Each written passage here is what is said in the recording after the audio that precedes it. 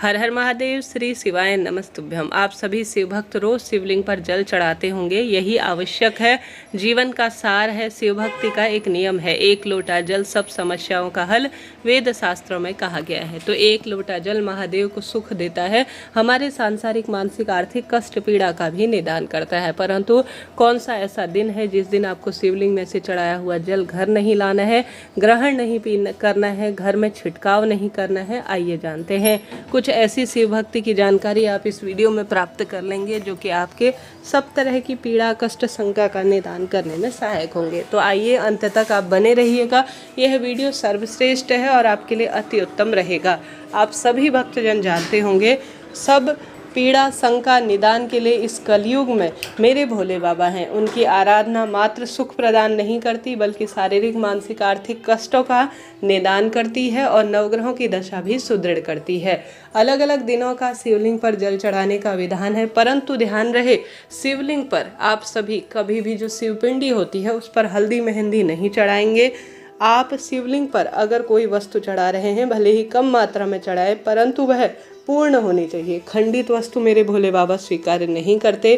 तांबे के लोटे में कभी भी आपको दूध या पंचामृत नहीं घोलना है, यह विष के समान हो जाता है। तांबे के लोटे में हमेशा जल भरकर शिवलिंग पर चढ़ाया जाता है।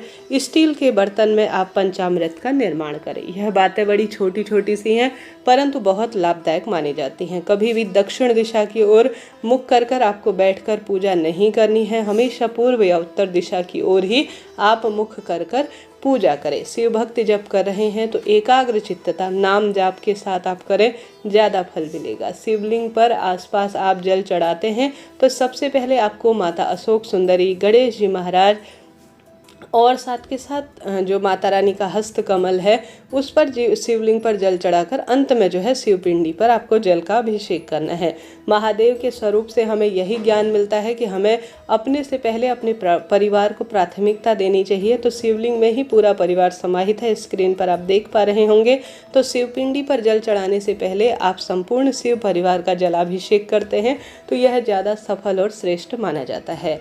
आपकी इच्छा है, आपके स्वरूप में शिव पूजा करते हैं। हालांकि मेरे भोले बाबा सरल भाव सच्चा मन देखते हैं। वह कहते हैं, निर्मल मन जन सो मोहे पावा, मोहे छल छिद्र कपट न भावा। अर्थात मेरे भोले बाबा को कोई आडंबर की आवश्यकता नहीं, उन्हें सामान्य भस्म समर्पित की जाए, उन्हें सामान्य अकौवा का पुष्प पत्ता समर्पित किया जाए, बेलपत्र समर्पित किया जाए, सफ़ेद फूल समर्पित किया जाए और मात्र गोल बत्ती का घी का दीपक लगाकर मात्र आप अगर जल का लोटा समर्पित कर देते हैं तो यह भी पर्याप्त होता है आपकी साधना को सिद्ध करने के लिए। कहने का अर्थ है, मेरे भोले बाबा को जो है कुछ भी नहीं चाहिए। उनके गले में जो है वासुकी नाग है और वह साधारण सरल तरीके से नंदी को बैठकर पूरी धरती पर भ्रमण करते हैं और साथ के साथ वह सिर्फ भस्म धारण करते हैं और उनको बागंबर छाला चाहिए। बस उन्हें कोई महल दो महले की आवश्यकता नहीं है, कोई सोने चांदी के जेवर की आवश्यकता नहीं है, कोई विशेष जो है 56 भोग की आवश्यकता नहीं है। महादेव सरल हैं, पिता तुल्य हैं। उनकी पूजा हर स्वरूप में नवग्रहों की दशा को सुदृढ़ करती है और महादेव हर स्वरूप में भक्त की सब आराधना को सिद्ध करने वाले देवता हैं। उनकी पूजा करने से नवग्रह भी हमारे अनुकूल होने लगते हैं, ऐसा शास्त्र वर्णन कहता है।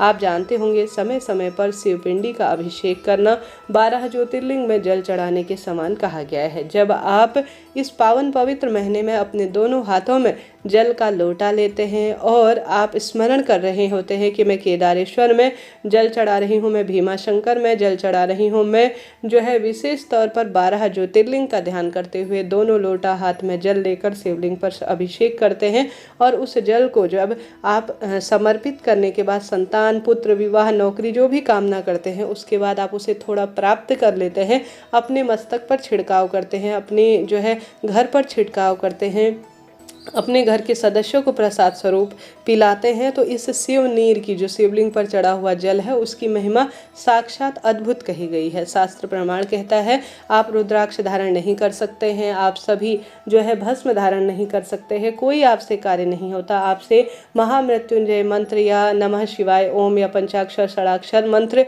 या शिव महापुराण के मूल मंत्र का जाप नहीं होता है, कोई दिक्कत नहीं। आप साधारण सरल तरीके से सिर्फ जो है शिवलिंग पर जल चढ़ाएं और उस जल को थोड़ा ग्रहण करें और साथ के साथ अपने ऊपर उसका छिड़काव करें। इतनी महत्वता है इस जल की। शिवलिंग पर चढ़ाया गया जो जल है वह शारीरिक सभी कष्टों का निदान करता है।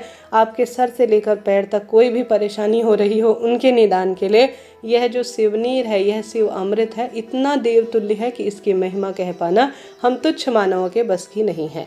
आप सब भक्त जानते होंगे कभी भी शिवलिंग की आधी परिक्रमा की जाती है, इस शिवनीर को कभी नांगा नहीं जाता, अर्थात इसके ऊपर से कभी पैर नहीं लागा जाता। इसलिए इस चीज़ की पवित्रता इतनी है कि बहुत अधिक सुंदर इसका वर्णन मिलता है। शास्त्रों में शिव महापुराण के 22वें अध्याय के 18वें श्लोक में यह वर्णन मिलता है कि शिवलिंग पर पीने जो जल है उसे समर्पित करने से कई बीमारियों से मुक्ति मिलती है, नकारात्मक ऊर्जा का नाश होता है और इससे मन शांत होता है और मानसिक तनाव दूर होता है। तो शिव महापुराण के 22वें अध्याय के 18वें श्लोक में इसका वर्णन मिलता है, जो कि अपने आप में एक अमृत है, अमृत की बूंद है। आप अपने घर के मंदिर में या महादेव के मंदिर में शिवलिंग में जल जरूर चढ़ाते होंगे। इसकी महिमा अपने आप में अद्भुत है। शिवलिंग पर जल चढ़ाते हैं तो अपने घर से जल का लोटा लेकर जाएं और उस शिवलिंग में चढ़ाए हुए जल के लोटे को आपको खाली नहीं लाना है। उस जल के लोटे को आप थोड़ा सा जो है उसमें पुष्प डालकर, बेलपत्र डालकर शिवलिंग पर चढ़ाया हुआ जल उसमें प्राप्त कर कर आप घर लाएं। कोशिश करें, आप मंदिर जा रहे हैं तो जल का लोटा वहाँ से थोड़ा सा आप प्राप्त कर कर ला रहे हैं तो बीच में बातचीत ना करें, दीदी नानी के घर आसपास ना बैठें, वहाँ चाय पानी पीकर ना जाएं, नहीं तो आपका जो तत्व है जो शिव मंदिर से आप लेकर आए हैं उनके घर में चला जाता है, ऐसा गुरुदेव कहते हैं। आप शिव मंदिर जाते हैं दर्शन करने तो उसके बाद जो जल का लोटा थोड़ा सा भरकर आप ला रहे हैं तो उसे सीधे अपने घर पर ही लेकर आएं, तभी आपके जो है उपाय, नियम और जीवन में जो सार्थकता है वह सफल होगी और आपके कार्य बनने आरंभ हो जाएंगे। तो चीज़ों को नोट करिएगा, तभी आपके कार्य सिद्ध होंगे और आपके जीवन में शिव भक्ति जुड़ जाएगी। अब किस दिन आपको शिवलिंग पर चढ़ा हुआ जल नहीं लाना है, जैसा कि आप सभी जानते होंगे, आप सभी को शिवलिंग पर रोज़ जल चढ़ाना चाहिए और जो है आप सभी को रोज़ शिवलिंग पर से जल घर भी लाना चाहिए। परंतु आप कहीं किसी तीर्थ स्थान पर गए हैं या किसी मंदिर में आपका मन है कि मुझे आज जो है यहाँ पर शिवलिंग पर जल चढ़ाना है और इस जल को जो है मेरा मन है मैं यहाँ पर शिव भक्ति करूँ, तो आप सभी वहाँ पर ज़रूर से जल चढ़ाएँ, शिव भक्ति करें। परंतु अगर उस स्थान पर अगर आप अपने घर से जल नहीं लेकर गए हैं और आपने अपने घर से जल का लोटा नहीं लेकर गए हैं, शिव भक्ति का कोई सामान नहीं लेकर गए हैं, आप उस स्थान पर खाली हाथ गए थे और आपने वहाँ दान पुण्य भी नहीं किया है, वहीं से आपने जल लिया है, वहीं से आपने जो है लोटा लिया है, वहीं के शिव हैं और वहीं पर आप शिव भक्ति कर रहे हैं और खाली बिना दान पुण्य किए कुछ भी आपने समर्पित नहीं किया है, बस आप वहाँ पूजा कर दिए हैं तो पूजा का पुण्य आपके खाते में जुड़ गया है। अब वहाँ से जल लाने का औचित्य कोई भी नहीं बनता है। कहने का अर्थ है जब तक आप किसी स्थान पर दान पुण्य नहीं करते, अपने घर से कोई सामग्री जो है समर्पित नहीं करते हैं, अपने घर से लोटा नहीं ले जाते, जल नहीं ले जाते हैं, खाली पूजा पाठ आप ऐसे ही करके आ जाते हैं और वहाँ से जल लाने की सोचते हैं, तो यह सही नहीं होता है। आप कुछ भी नहीं ले गए हैं, आप वहाँ पूजा करके आए हैं तो आप वहाँ दान जरूर करें, भले ही पंडित जी को दान करें, मंदिर प्रांगण में किसी स्वरूप में दान पात्र में दान करें, परंतु दान आपको जरूर करना है। उसके बाद आप शिवलिंग से चढ़ा हुआ जल घर ला सकते हैं।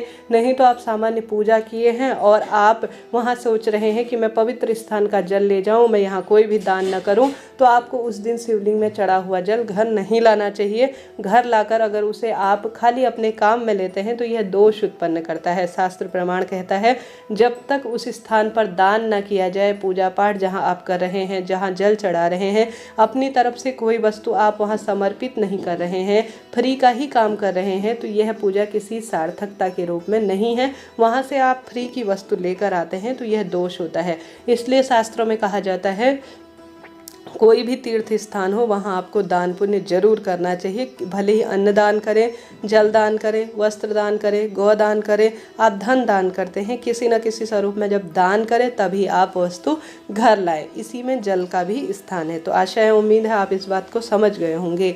साथ के साथ आप सभी हर स्थान से जल ला सकते हैं, परंतु काशी का जल, काशी में जो गंगा नदी बहती है वहाँ का जल आपको घर नहीं लाना है। इस बात का भी आप ध्यान रखें, क्योंकि काशी में जो है बहुत सारे ऐसे जीव होते हैं छोटे छोटे, जो कि अपने तारण के लिए, अपनी मुक्ति के लिए प्रार्थना, यज्ञ, हवन, तप कर रहे होते हैं, और बहुत अनुष्ठान के बाद वह जो है काशी आए हुए होते हैं सूक्ष्म जीव।